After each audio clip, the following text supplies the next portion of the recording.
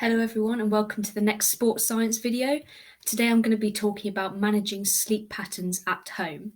First things first, it's important to develop a routine.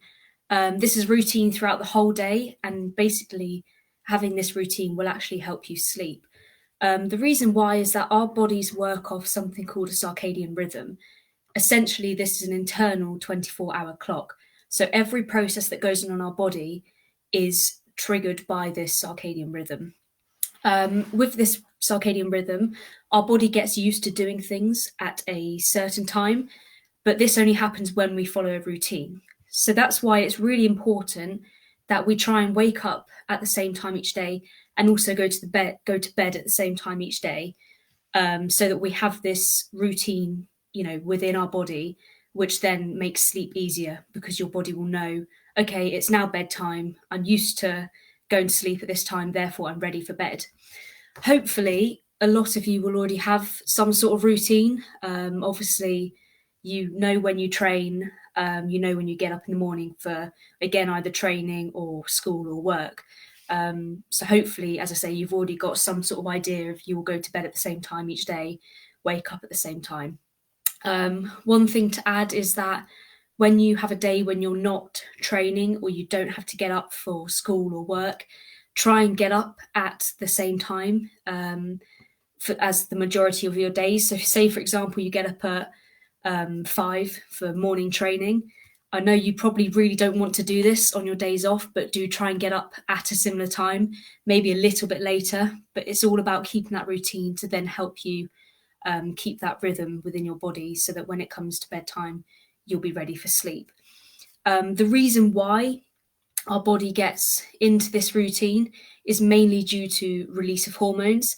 So, for example, the main sleep hormone is melatonin, and this gets released when it gets dark outside, and when your body is ready for sleep. So this is why, again, get that routine, go to bed at the same time, because your melatonin will be at its highest and ready for you to switch off. Next thing is screens. This, especially in like modern day, everyone pretty much has a phone, a tablet, laptop, will watch TVs. So these screens emit something called blue light, and blue light is really bad when you're trying to get to sleep. So blue light is what we get in daylight. So it's from the sun, and it's what wakes us up, keeps us awake during the day. This is why we don't tend to feel sleepy. However, blue light at nighttime obviously will do the same thing and keep you awake. So that's why you want to limit the amount of blue light you get so that you have as much darkness as possible and your body gets ready again to go to sleep rather than wake up. Blue light also basically stops the production of that sleep hormone melatonin. So again, if you're having a lot of blue light from your screens, so you're lying in bed on your phone, that's going to stop that melatonin being produced, and then your body just won't get that signal to go to sleep. So that's also why it's so important to limit the screens before bed, because if not, you just won't get the quantity or quality of sleep that's needed. So obviously you want to be aiming 7 to 9 hours of sleep. But also as athletes, you need this to be quality sleep so that your body has the best chance of repairing itself. In terms of blue light, try and limit it 2 to 3 hours before bed. So try not to watch TV before bed. Try not to go on your phones. Obviously, I know this is really hard. I don't do that. I do watch TV. I do go on my phone. And I know especially for people who have late training sessions, they're not necessarily going to be ready to go to bed as soon as they get home. They might want to talk to their friends. They might want to catch up on a program they've missed. However, one way to try and reduce the negative effects of blue light is to actually put something called night mode on. So I don't know if any of you use this, but I use it myself. On phones, laptops and tablets, there's a setting where you can put night mode on, and essentially it makes your screen have a yellowy orangey tint to it, and it takes away that blue light. So then you're able to go on your phone, watch something on catch up on your laptop without getting as much of the bad effects from blue light. So as I say, if you do feel you need to go on your phone, go on a tablet before bed, try and get that setting on so that you're not getting that blue light keeping you awake. Next thing is it's important to relax before bed, because essentially, in order to fall asleep, you need to be in that calm state. If your heart's beating and your mind's racing, you're just not going to be able to fall asleep. So you need to make sure you unwind and settle so you can go to bed. A really good activity to do is reading. So maybe half an hour before you want to go to sleep, go into bed, take a book with you. And it's just a good way to completely, relax your mind, take your mind off what's happened in the day, because you kind of get absorbed into the book. And also just the process of reading can make your eyes tired, the movement back and forth. So obviously that's a good thing to kind of initiate sleep.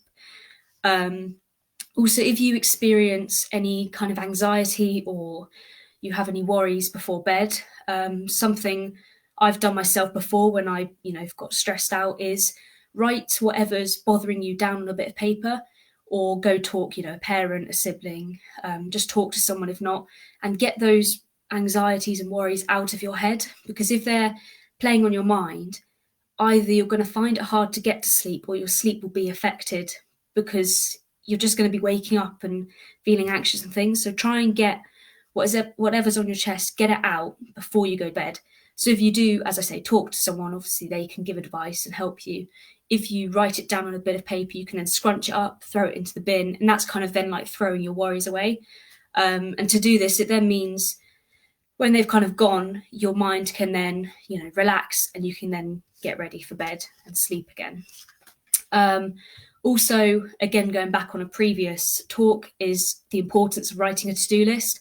So if you know you've got a busy day the next day, or you keep thinking, I must remember this, I must remember that, and then that's keeping you awake because you're trying to remember everything, just get a bit of paper, write it down, and then you won't be kept awake, thinking in your head what you need to do the next day. If you've got it on paper, you won't forget it, and then you can, again, just relax and get ready for bed.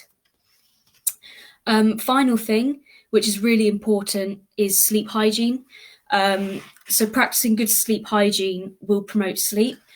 Essentially, sleep hygiene consists of several different variables, and they all play the part in helping you get to sleep and then helping you stay asleep. So they all, will contribute to quantity and quality of sleep. So one of them is darkness. So as I said before, any kind of light will make you feel awake, and it will make your body think it's daytime, which will cause all these hormones to be released and to keep your body basically active. So you need darkness to switch these off and get the right hormones released for bed.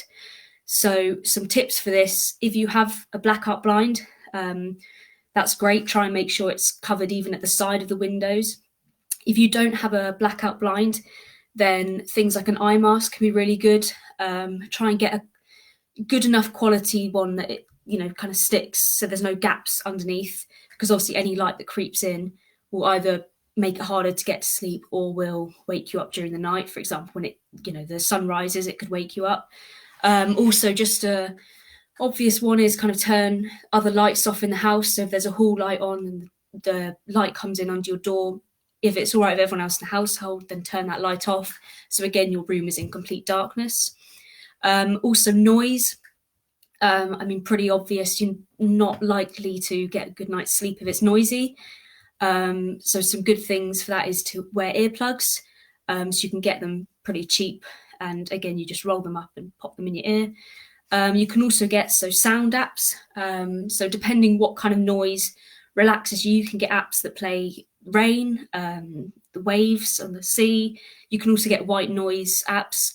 So this, you just, again, play on your phone. It goes throughout the night, and it just stops you being woken up by sudden noises. So, for example, a dog barking outside, a car door shutting, those sort of things can wake you up. So you want to try and block the noise out.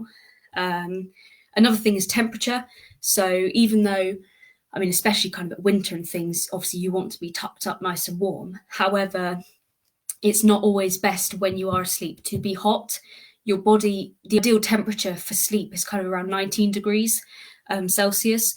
So you want your body and your room to be cool. So maybe while if for example you're reading a book, maybe then have a blanket on so you feel, you're getting warm before bed. But then when you actually want to go to sleep, take the layers off, so that your body has a chance of reducing its temperature a bit and getting it to that ideal temperature for sleep. In terms of cooling your room down, in kind of winter or cooler months, open your window. In summer, sometimes it's actually hotter outside than inside. So using something like a fan can help keep the room cool.